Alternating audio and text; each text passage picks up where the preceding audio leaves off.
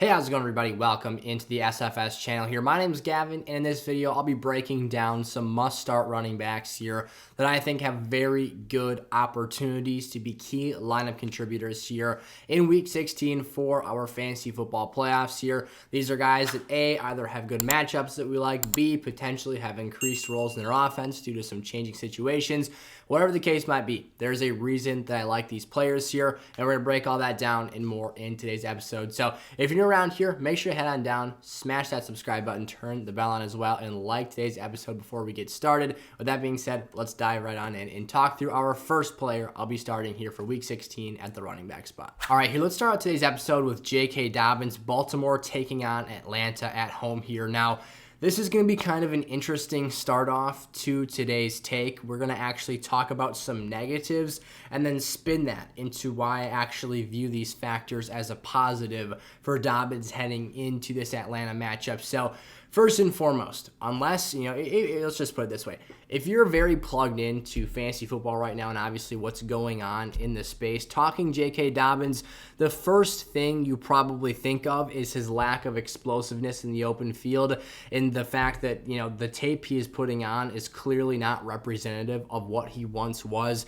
at his healthy stages, his rookie season, and obviously pre-ACL injury that's affected him from last season now into this year, actually requiring him to miss part of the beginning of this season and then go back on the injured reserve after having, I believe it was a knee scope done. So clearly not everything is perfect with JK. If you've seen, there's been multiple clips from the past two games since his return where he has been in the open field, which should be one of his signature kiss him goodbye touchdown runs, and he gets caught from behind by a defender, which again is extremely uncharacteristic of J.K. Dobbins, the player. Now, I say all of this and reference the fact that he still does not look right to then have you take a look and shift your attention to the numbers and the efficiency that he's still putting on display without Lamar Jackson in this offense, where he is clearly the number one threat to the defense, and they have every opportunity to zone in and focus on stopping him here. In spite of that, he is coming off back-to-back 120-plus rushing yardage performances in games where he has averaged 8, and this past week against Cleveland, 9.62 yards per carry. Now, that is absolutely insane. There is an element of unsustainability here. That number has to drop at some point in time. However, he is getting the job done with what he's given. Now, as I touched on here, Lamar Jackson's health, that has been a factor of this. As of Wednesday afternoon when I'm recording this, this will be coming your way Thursday morning, Lamar Jackson has just missed his 8th consecutive practice due to his PCL sprain. So that's something significant worth noting. Usually Thursday for Sunday, and now that we've got Saturday games, I guess you can, think of it that way too. But in terms of the weekend slate here, throughout this season, a really good indicator of a player's availability status is their practice participation level on Thursday. So if you're wondering about Lamar Jackson, keep your eyes very focused in on that situation today. I guess when you're watching this, it's tomorrow for me right now, but you get what I'm saying here. So for JK, he is clearly, in the run game as a whole, is the best and most effective function and factor of this offense. Tyler Huntley has provided little to no success in the passing game. Now, part of that is the fact that he is just not an elite passer. Part of that is that his best options are Mark Andrews, who the defense can take away when he is literally the only respectable target the Ravens offense has, and then Isaiah Likely, their second tight end. Other than that, you're rolling with Deshaun Jackson. It sounds like Devin Duvernay is going down with injury now, so you're looking at Demarcus Robinson and James Prochet. So not necessarily good names and good alternatives to this run game. Thus, raises the need for J.K. Dobbins to be a heavy factor in this game, as well as the rest of the running backs in this semi-committee style offense. So at the end of the day here, J.K. should get enough opportunities, and if he can even average 5 yards per carry, which again would take him down 3 yards from his lowest performance the last 2 weeks at 8 yards per carry. Again, I get it. It's not super sustainable, but he could go out here and see really, really solid numbers. Hence, he gets in the end zone as well. Things could get that much better. David Montgomery here, our second must-start running back this week. Chicago at home taking on the Buffalo Bills, who just came off of a game where they let Raheem Mostert run all over them in actually kind of surprising fashion. If you would have,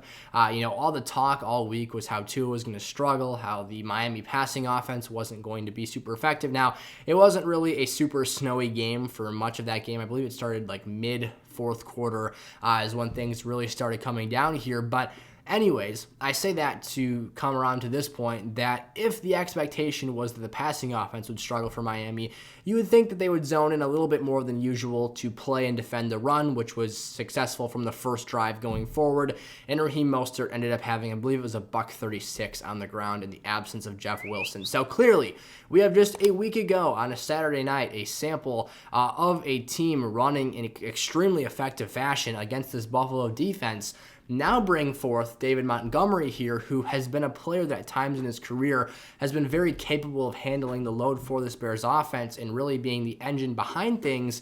But the twist this time around that we haven't seen in years past since Montgomery came into the league in 2019 is the fact that Justin Fields is an even bigger running threat that defenses have to pay more attention to, give more respect to, even designate spies his way to potentially slow down his ability, which, if you've been watching, has not been successful for any group so far. So, essentially, David Montgomery gets light attention because of the fact that he has an insanely dynamic quarterback in his offense. He's also a very capable workhorse in his own right to get a high volume of touches, and he's coming off of a game where he had a really solid 4.42 yards per carry against an Eagles defense that has struggled against the run this season, but as they've gotten healthier the last 2-3 weeks here, they've started to play much better against it. I think that 4.42 yards per carry, after seeing what this team has done, this Eagles defense has done the couple of weeks prior, is indicative of how Justin Fields impacts that team and obviously just the identity of this Bears offense.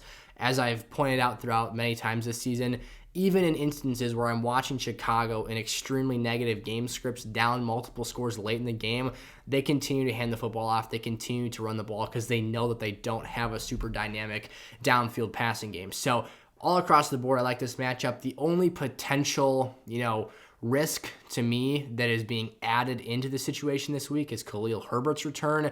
He's going to get some work here, but it's his first game back off of the IR. So what's significant about that for me is the expectation that he should be somewhat limited here in game one back. And regardless, David Montgomery is the starter. It might pull his overall volume down by 3, 4, 5 touches here.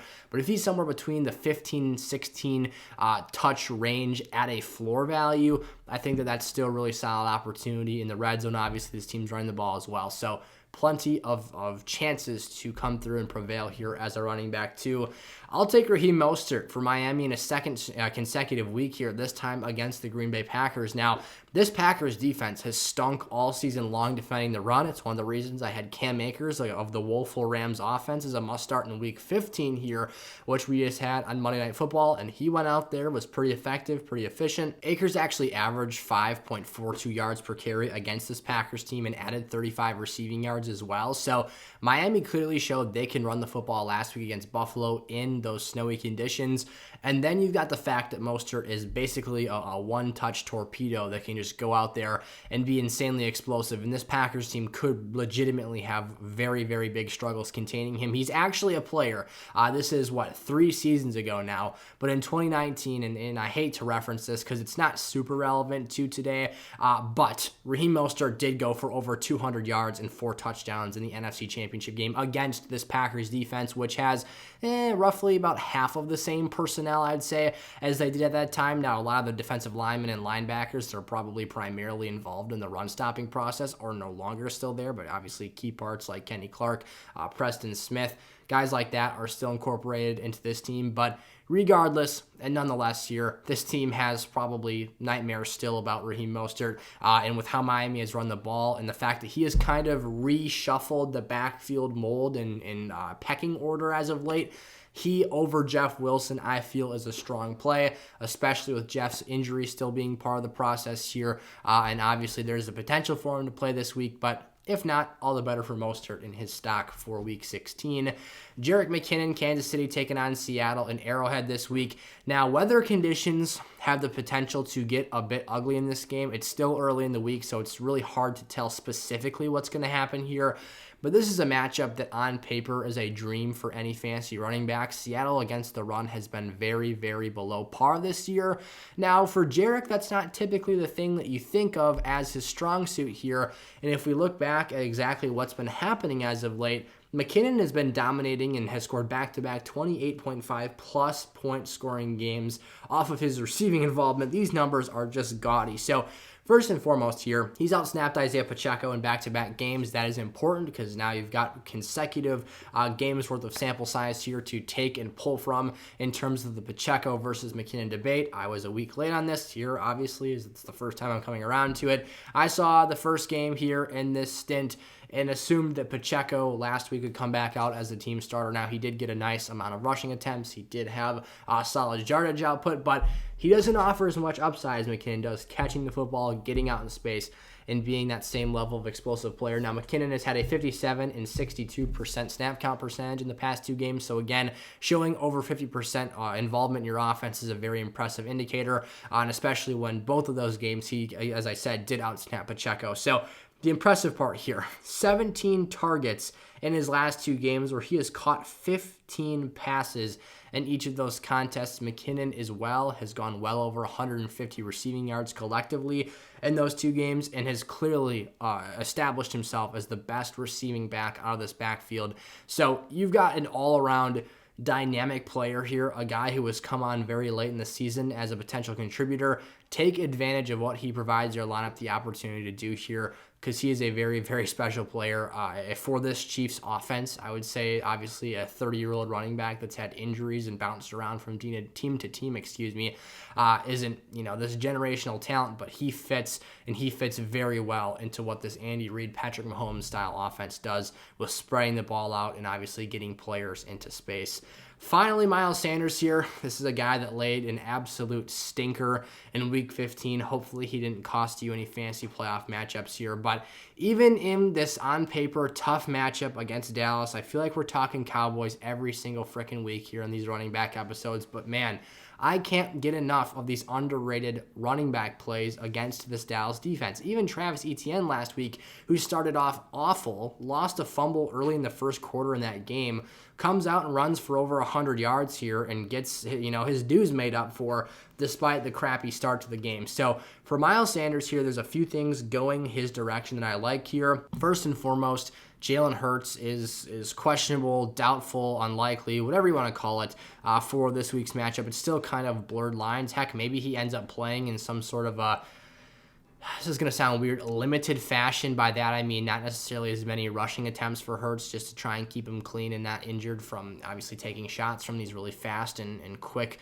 front 7 players in the Dallas defensive front here. But at the end of the day, with Gardner Minshew likely being the starting quarterback for Philadelphia this week, I like the team to have increased rushing attempts. Nick Sirianni actually came out after the Bears game and acknowledged, hey, we got to get Miles Sanders more touches here. It's kind of unacceptable the amount of opportunities he's been given in this offense, so we need to see him touching the rock a bit more.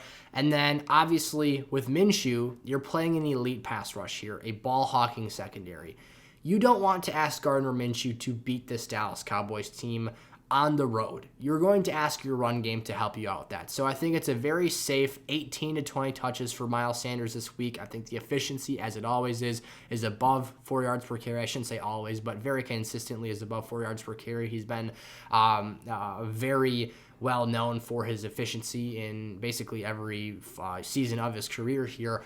And obviously this year, the difference has been the Eagles' offensive uptick has allowed him to score more rushing touchdowns. So for Miles Sanders, so much stuff I like here. Again, more touches, avoid that pass rush by running the football. You've got a backup quarterback in there, so again, you're going to lean on this great offensive line. That's something I haven't mentioned yet, but this team functioning arguably at the highest level with that front 5 offensive line unit. So lots of stuff to like here. Again, to recap today's episode, J.K. Dobbins against Atlanta. Starting off high of these players, David Montgomery versus Buffalo, Raheem Mostert versus Green Bay, Jerick McKinnon against Seattle, and then Miles Sanders on the road against the Dallas Cowboys. So there you guys have it. If you enjoyed today's episode, it would mean a lot to me if you'd smash that like button. Again, subscribe to the channel here if you're new.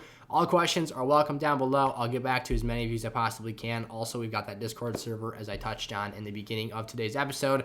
I apologize for this video being a few days or a couple days late here from when I normally post it. I've been traveling for the holidays here. I don't think I said this at any point in today's video, but we've been traveling for the holidays here, so the studio has been on the move and not necessarily able to get set up here as we've been going from family to family here, for the holiday season. So I hope you guys obviously have a Merry Christmas. Hopefully you can bring home some league championships. This typically would be championship week here without the additional 18th week of the season. So hopefully that is a positive for those of you that may get unlucky this weekend.